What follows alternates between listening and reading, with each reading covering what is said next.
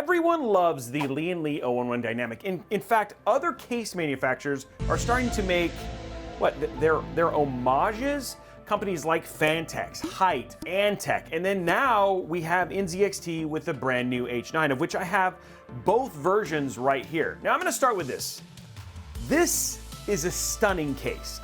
I mean, this makes builds look amazing. Sure, it does look like an o11 Dynamic, but there's a lot to be said about NZXT's design and both versions of this case, both the H9 Flow and the H9 Elite. Now, I've done 3 builds in this case to date. You can go follow along with the stream and come away with the exact same build, and it's something that you can absolutely build on your own. This isn't custom water cooled or anything like that. Now, in this video today, we're not only gonna review the H9, but we're also gonna compare it against the flagship from Lian Li and the o11 Dynamic. So by the time we're done, you should be able to make a more educated decision about which one you actually want to go with, whether that's the H9 or the o11.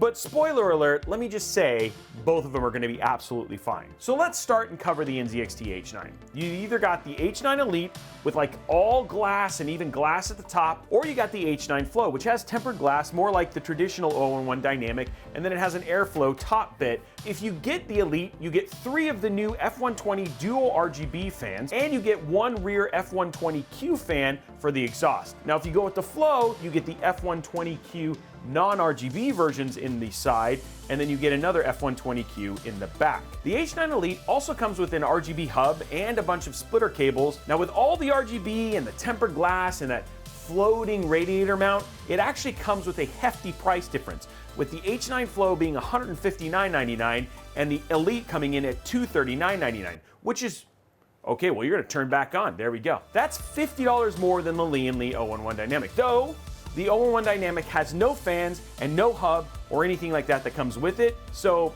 now that you know what all the differences are, let's jump into the rest of the specs because everything is kind of the same. For size, you're looking at 495 millimeters by 290 millimeters by 466 millimeters. Weighs 26.67 pounds. Yes, it is a very hefty case. For I/O, you've got 2 USB 3.2 Gen 2 Type A ports, 1 USB 3.2 Gen 2 Type C port, and you get that nice audio jack, and it comes with a cable for that as well. I also want to mention the back panel because the back panel is actually pretty different. It has a ton of perforation and airflow there in the back, so it's very, very good, and you can definitely feel the fans pulling air. That is something that is actually pretty important to notice, guys, because when you're placing this system, just realize a lot of people will stick it up against the wall and you could potentially block the airflow for those side fans. If you want to do an air cooler like what we have inside of the U12A here, you can do up to 165 millimeters in height, which is exactly the size of this. Look at it. Oh, look, it's just right up there. For motherboard compatibility, you can go up to an ATX motherboard. For PSU clearance, it's 200 millimeters. Now here's the deal.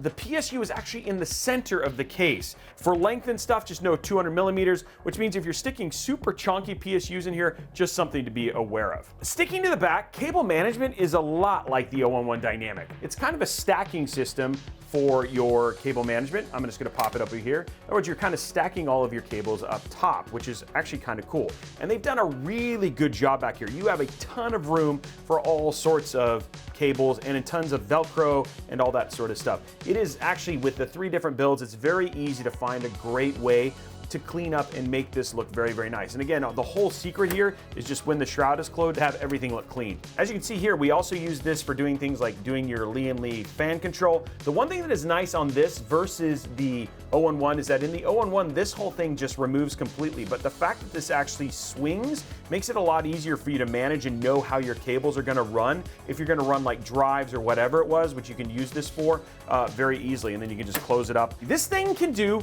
like the o11 Dynamic, 10 fans. And you're talking 10 120 millimeter fans. For 140 millimeter fans, 2 140s at the top and 2 140s at the bottom. For radiators, it's multiples of 120, so 360 at the top, 360 at the side, 360 at the bottom, and you can do 120 millimeter in the back if you really want to. Now for the side, it actually says that you can do push and pull. Now speaking of GPUs, you can do up to 435 millimeters, which is plenty of room. You're seeing 2 very large RTX 4000 series cards in either one of these builds. You can also do vertical mount if you get the vertical mount kit. Or actually, you're seeing both versions. Wow! It's like we planned this. It's so awesome. You are going to get sag with some of those thicker GPUs, so something that you're going to have to be concerned about. I had to place it, the little peg, on top of one of the Lian Li fans. Comparing all of that, when you think about specs and everything you're sticking inside of these cases, these are very similar to the o11 Dynamic. The only difference being is that the o11 Dynamic also allows you to do things like flip the overall direction of your motherboard. You can also do a side-mounted GPU. They're additions. I don't think a lot of people obviously care, but I want to make sure that I highlight the differences between the two cases. In terms of what fans you can put in it, what MOBO sizes, what radiators, and all that stuff, very, very similar between the two cases. So how was building inside of this case? Well, for both the H9 Elite and the H9 Flow, it's actually pretty dang good. You can actually remove the rear side bracket for the fans for installation, a removable top bracket, an integrated front panel connector that makes it very, very easy and in fact, very, very fun to build in. You can install all of your fans, including your rear fans and your top fans, and get to anywhere within the motherboard in a pretty straightforward manner. Where the o11 actually has a leg up is the fact that you cannot remove the side glass of the H9 very easily. One small issue. There in the very back, the rear fan is actually trapped by this little clamp to keep the cable down. You do have to use a flat head to basically lift it up, but that's kind of the worst of the building experience, which isn't bad. So how does this actually perform against other cases, including the o11 Evo? Here is a smattering of recently released cases for CPU underload in a closed case scenario. As you can see, that even with all the air holes and thoughtfulness from NZXT, we're still seeing slightly better performance out of the Lian Li o11 Dynamic Evo here by about a degree versus the H9 Flow, which is cheaper by the way, and by a good 5 degrees over the Elite. Now for GPU temperatures, it's a much tighter story here, as all three of the cases do a good job of keeping that GPU controlled. So I would say on the temp side, the Lian Li definitely has a slighter edge over these other two cases from NZXT, but the build experience on the H9 is definitely better and more involved and more refined. You can totally air cool a PC inside of this case, and we tested it against other newer airflow cases, and the results actually surprised me. Now take a look at this, and yes, even though it is a smaller sample size, the H9 Flow in an air-cooled scenario had no issue hanging with other cases like the new TD500 mesh from Cooler Master, or even the Fractal North for CPU under load. Now GPU was a similar story, with it actually registering the lowest GPU temperature under load thanks to the direct airflow from those lower fans. Okay, Robey, so that's enough about the standard builds you test these things with. Blah. What about that amazing build? Let's talk about the performance we did for that showcase build. So for CPU under load, we saw our temps at 91 in the open case and 93 in the closed case. Now, remember guys, this is how Ryzen runs these chips, so it's not too surprising to see these kinds of temperatures, and in fact, AMD says this is completely fine. For GPU, things are absolutely beautiful, with the temperature of 51 under load in the open case scenario and an only slightly warmer 52 in the closed case. The case is bathing the GPU with air, and the GPU is responding with very low temperatures under load. Now finally, for this last part, here's just a quick glimpse of how this performs in 1440p. But needless to say, not only does this build look really dang good, but also gaming on it is an absolute dream. And I'd love to know down in the comments below if you would agree. Okay, so wrapping it all up. The NZXT H9, for all of its copycat hate, is actually innovative in the build area and even in how it looks.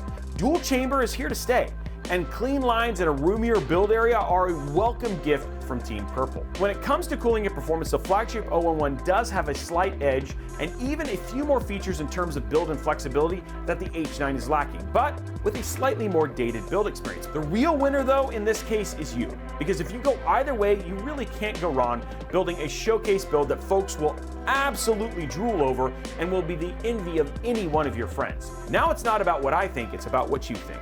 What do you guys think of the NZXT H9? Were you surprised at the performance and how close the two cases really were?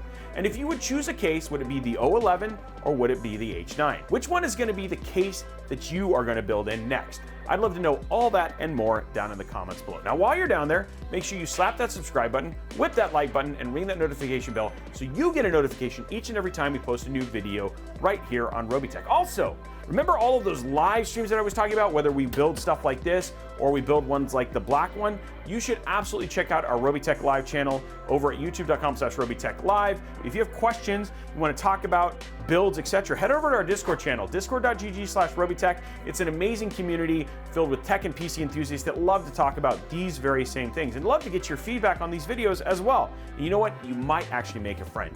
Outside of that, we're always posting content on all of our other socials at Robeytech, absolutely everywhere. Guys, I really hope you enjoyed this video, and I look forward to seeing you on the next one.